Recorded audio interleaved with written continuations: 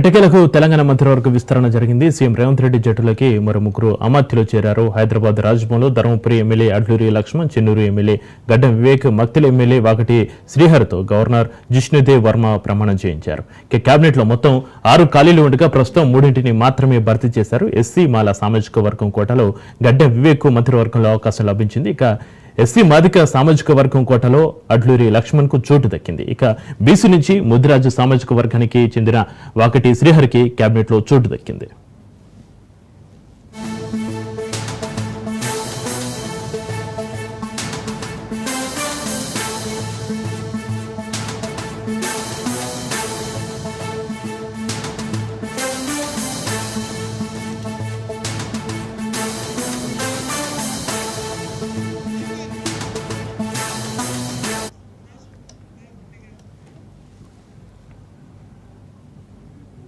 మంత్రివర్గ విస్తరణ సంబంధించి మరింత సమాచారాన్ని మా ప్రతినిధి బి రాజు లైవ్ లో అందిస్తారు. రాజు చెప్పండి, రేవంత్ కేబినెట్ లోకి కొత్తగా 3 చేరారు. అసలు ఏ ఈక్వేషన్స్ తో గడ్డం వివేక్, అడ్లూరి లక్ష్మణ్, శ్రీహరులకు మంత్రివర్గంలో చోటు దక్కింది? రాజు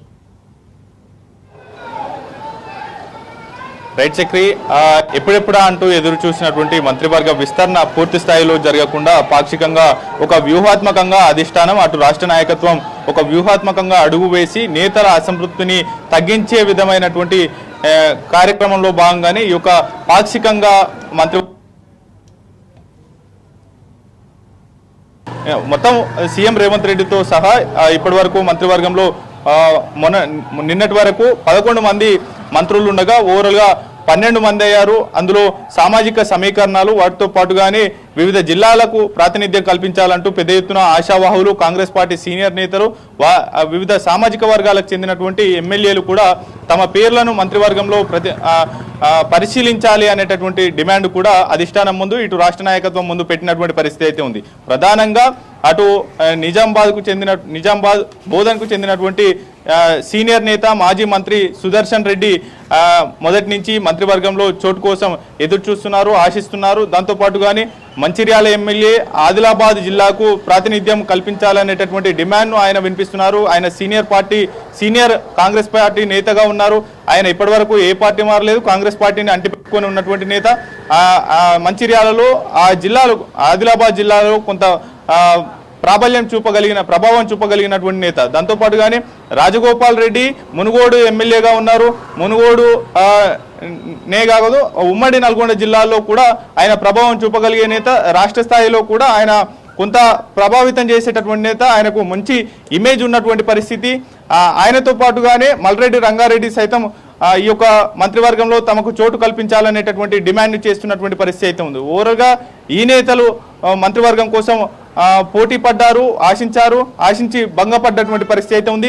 వివిధ సామాజిక సమీకరణాలను దృష్టిలో పెట్టుకొని అదేవిధంగా ఇప్పటికే కేబినెట్ లో అత్యధికంగా ఓసీ సామాజిక వర్గ నేతలు ఉన్నారు. వారికి పెద్దపీట వేస్తుంది కాంగ్రెస్ పార్టీ అనేది కూడా ఒక రూమర్ ఉంది. నేపథ్యంలో ఆరోపణలు వస్తున్నాయి, విమర్శలు వస్తున్న నేపథ్యంలో కూడా వ్యూహాత్మకంగా రేవంత్ రెడ్డి సర్కార్ ముందడుగు వేసింది. అందులో భాగంగానే అధిష్టానం పలు దఫాలుగా చర్చలు జరిపింది రాష్ట్ర నాయకత్వంతో.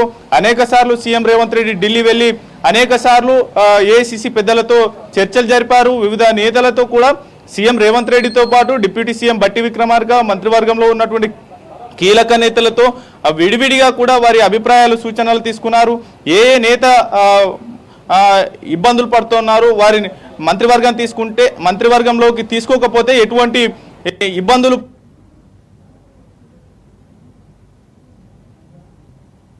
అవకాశాలు ఉంటుంది అనేటటువంటి అన్ని రకాల సామాజిక సమీకరణాలను దృష్టిలో పెట్టుకొని ఈ యొక్క మంత్రివర్గం విస్తరణ చేసింది. అయితే నేతల పెద్ద ఎత్తున అసంతృప్తి జ్వాలలు రగలకుండా కూడా మొదటి జాగ్రత్త పడుతూ వస్తుంది. అయినప్పటికీ కూడా పూర్తి స్థాయిలో అసంతృప్తులను కాంగ్రెస్ పార్టీ కట్టడి చేయలేకపోయిందనేది అయితే స్పష్టమవుతా ఉంది.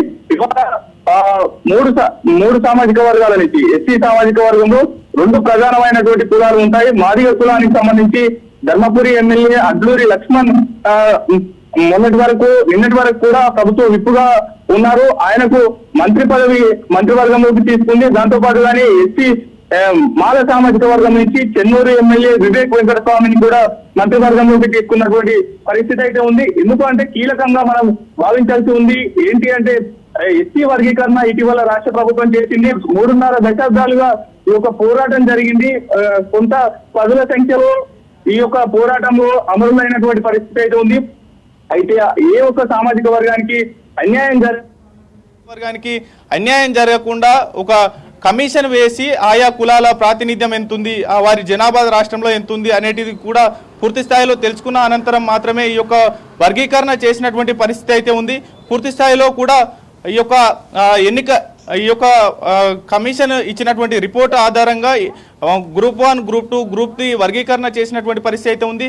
మాదిగ సామాజిక వర్గానికి 9%, మాల సామాజిక వర్గానికి 5%, మిగతా ఇంకో కులానికి కూడా 1% కల్పిస్తూ కూడా రిజర్వేషన్ కల్పిస్తూ తీర్మానం చేసి అసెంబ్లీలో బిల్లు పెట్టిన నేపథ్యంలో కూడా అటు మాల సామాజిక వర్గాన్ని ఇటు మాదిగ సామాజిక వర్గాన్ని దూరం చేసుకోలేక ఇటు మాదిగ సామాజిక వర్గానికి పెద్దపీట వేస్తుంది ప్రభుత్వం అనేటటువంటి ఆరోపణలు వస్తున్న నేపథ్యంలో మంత్రివర్గంలోకి అడ్లూరి లక్ష్మణ్ను తీసుకుంది. దాంతోపాటుగానే మాల సామాజిక వర్గం చేజారకుండా కూడా వివేక్ వెంకటస్వామికి అవకాశం కట్టబెట్టినటువంటి పరిస్థితి ఉంది. అయితే వివేక్ వెంకటస్వామికి పార్లమెంటు ఎన్నికల ముందు బీజేపీ నుంచి కాంగ్రెస్ పార్టీ కండువా కప్పుకున్న నేపథ్యంలో ఆయనకు అధిష్టానం నేరుగా మంత్రివర్గంలోకి తీసుకుంటామనేటటువంటి హామీ ఇచ్చింది.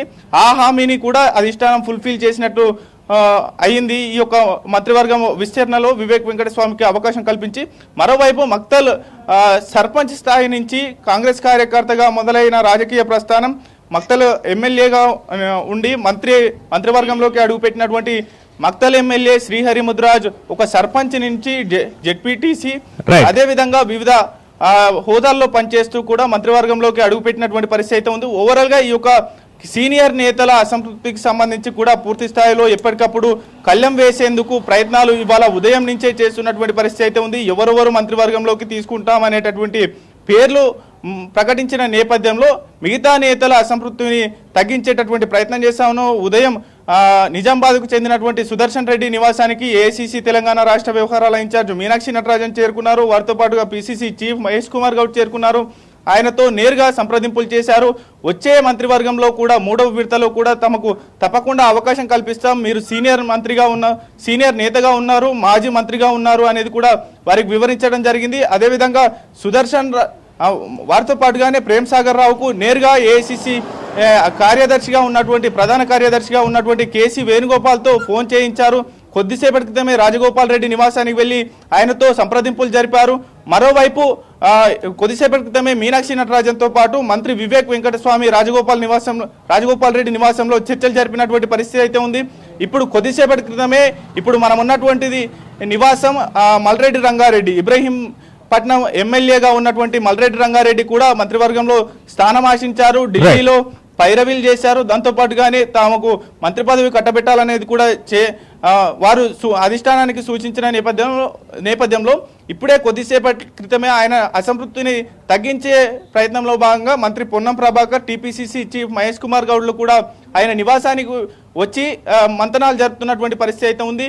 వచ్చే మంత్రివర్గ విస్తరణలో కావచ్చు, వివిధ నామినేటెడ్ పదవుల్లో అంటే చీఫ్ విప్ పదవి ఉంది, అదేవిధంగా మరో 2 చీఫ్ విప్ల పదవులు ఉన్నాయి. కాబట్టి ఆ 2 పదవుల్లో మిగతా అసంతృప్త నేతలకు కూడా అవకాశం కల్పించాలనేటటువంటి భావనలో ఉన్నటువంటి పరిస్థితి అయితే ఉంది. Chakri right, thank you Raju.